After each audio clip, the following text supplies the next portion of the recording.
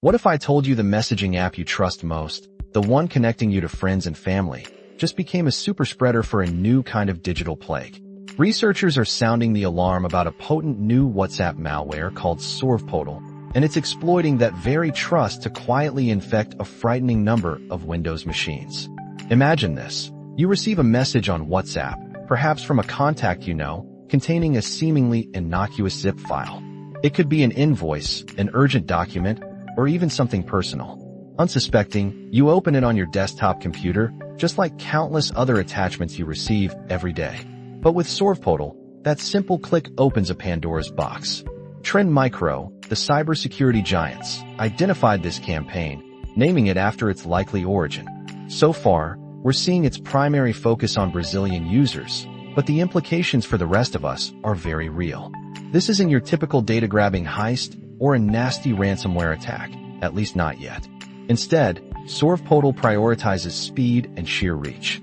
Once you open that malicious zip, it cleverly tricks your system into running a Windows shortcut file known as an LNK file. This LNK file then covertly executes a PowerShell script in the background. Think of it like a digital puppet master pulling strings you cannot see. This script then calls out to a remote server, a command and control hub, to download the main payload. It's a beautifully engineered, if sinister, chain reaction. Here's where it gets truly insidious. The downloaded payload, a batch script, doesn't just run once. It sets up shop, copying itself into your Windows startup folder to ensure it launches every time you restart your computer. It creates a permanent foothold. But the real kicker? If WhatsApp Web is active on your infected system, Sorvpodal automatically grabs that malicious zip file and begins blasting it out to all your contacts and groups. Suddenly, your account, the one you trust, becomes an unwitting accomplice, a viral vector for the malware.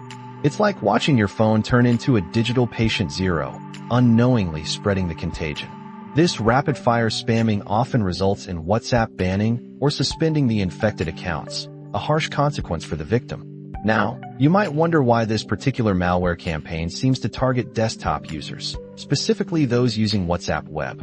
Researchers suggest the attackers are more interested in businesses than individual consumers. In Brazil, they're seeing a disproportionate number of infections in government-affiliated companies, public services, manufacturing, construction, technology, and education sectors. These are places where people often use WhatsApp for business communication, sharing files, and relying on desktop access. And here's why you need to pay attention, even if you're not in Brazil.